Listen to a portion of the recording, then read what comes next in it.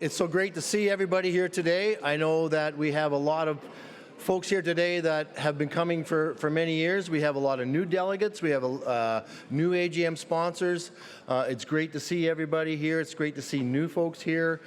We have a tremendous number of young farmer delegates here. It's really great to see all them. I know they had a very involved session yesterday afternoon, the young farmers did. And so we certainly look forward to hearing more about what they talked about and how we engage them going forward and how we continue to evolve in our own succession planning. But I wanted to thank each and every one of you in the room for your continued and ongoing support of the Canadian Federation of Agriculture. It is my pleasure to be here. For those of you that don't know me, I'm Keith Currie. I am the president of CFA, and it's wonderful to see everyone again. I mentioned sponsors. The reality is not only the AGM, but a lot of the events that we do throughout the year just can't happen without our terrific corporate sponsorship. And I will get to a list of who our sponsors are in a minute because I don't want to miss anyone, and I want to make sure that you understand how this actually happens. And I need to give a big shout out to one of our team members, Laurie Carson, who does a tremendous amount of work with our corporate sponsors for sure.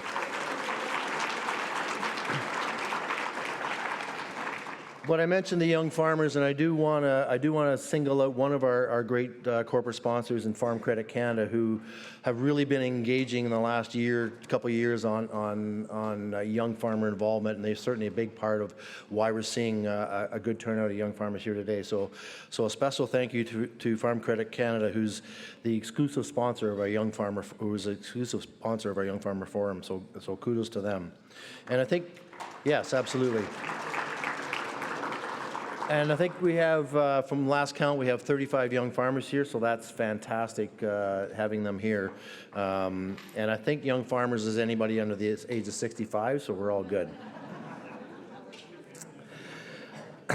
I just want to acknowledge some of the dignitaries that we have in the room today. Cody Bloy, who many of you know, an MP from Nova Scotia, but also chair of the Ag Standing Committee. Cody's with us today at the back of the room. Thanks for being here, Cody, and thanks for the discussions. Appreciate it very much. We have some senators in the room. Most of you know Senator Rob Black, who's been a senator for a while, and sitting at his table is also Senator Mary Robinson. And I believe Senator McBean is here as well too. Yeah, thanks for being here. Appreciate that very much.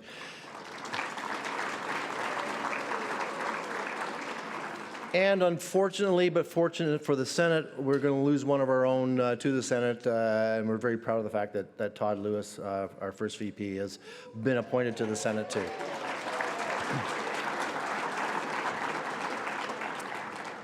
And now he's going to find out the other side of the table. It's going to be fun. It's going to be fun. So congratulations, Todd.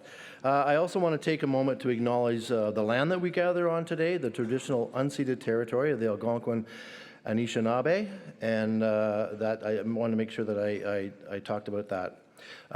Now I'm really happy to welcome to you. This is our 90th anniversary of 90th annual general meeting. Yes.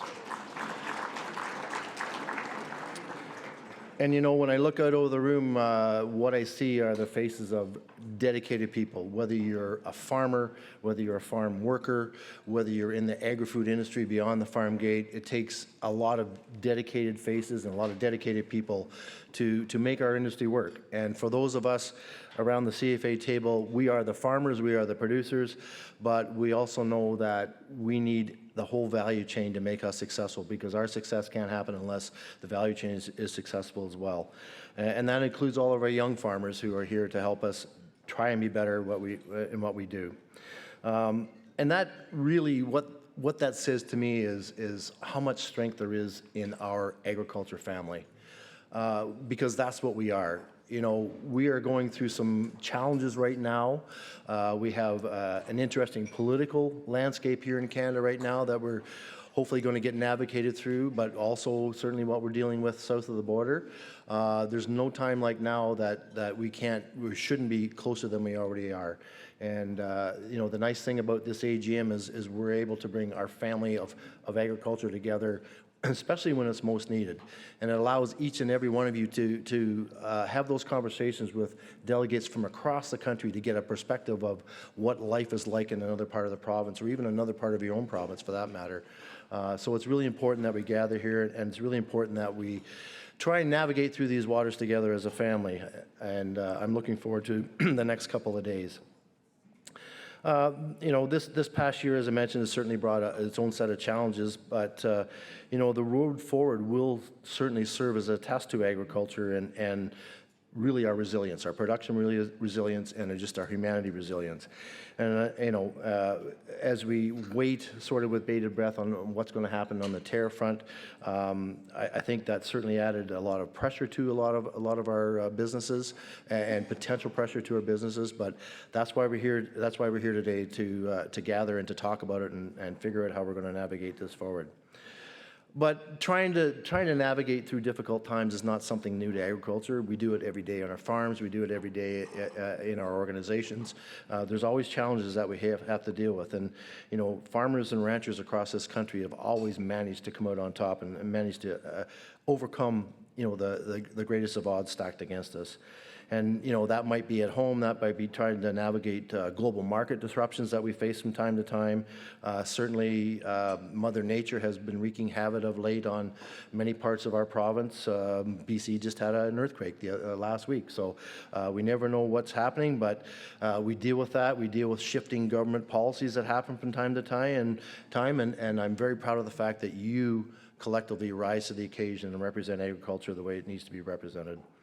But in the face of the threats that we are seeing today, we need to realize that we actually do have more in common than we do have difference. And all of us together, the one thing that we do is we share the love of agriculture. And I've told this story a lot of times that, from the time I could think, and don't go nuts on when that is, because you might not think, I still don't think, but from the time I could put two thoughts together, all I ever want to do is farm. And I know there's that passion, that same passion sits in this room with every one of you that sit around the table today.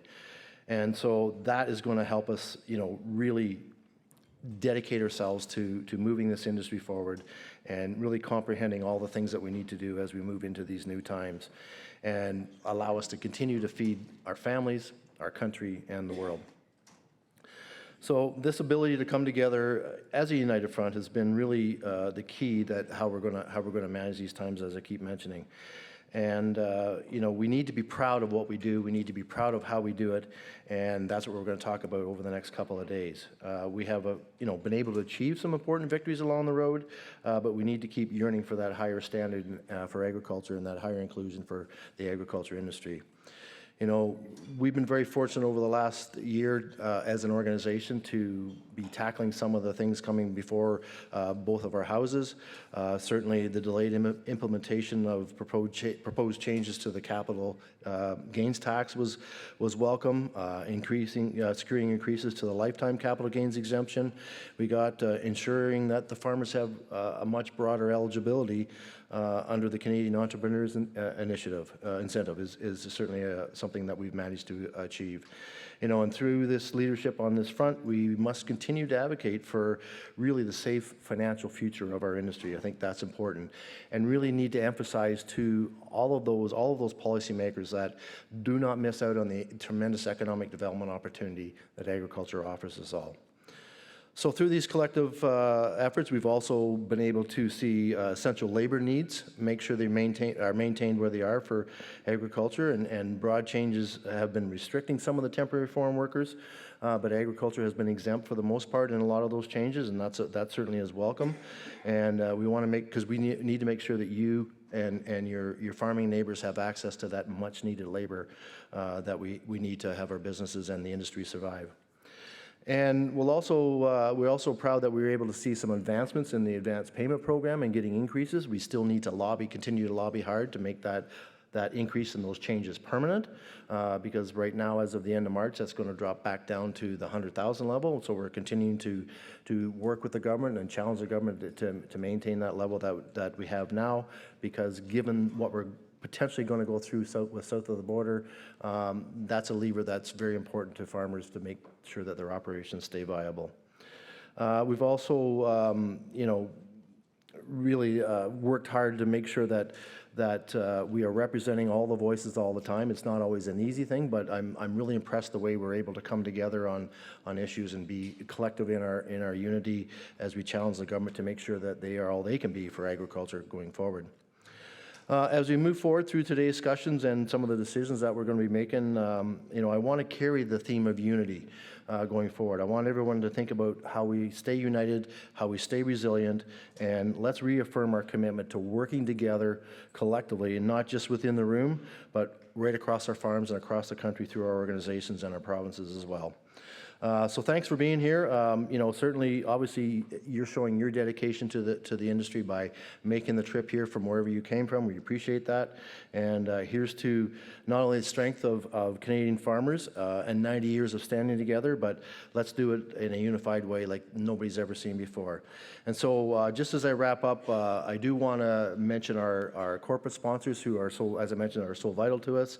Our gold sponsors are Nutrien, Farm Credit Canada, the cooperators, MNP, Agriculture Credit Corporation, the Railways Association of Canada, Farms, the Canadian Pork Council, CropLife Canada, BASF, Fertilizer Canada, CN, Princess Auto, and our silver sponsors, the Canadian Produce Marketing Association, Spirits Canada. And just a heads up, especially for young farmers, make sure you stay in the room because there might be a special treat for you from Spirits Canada. Food, Health and Consumer Products of Canada, and our bronze sponsor, Ferrero Rocher. I knew that would keep everybody in the room.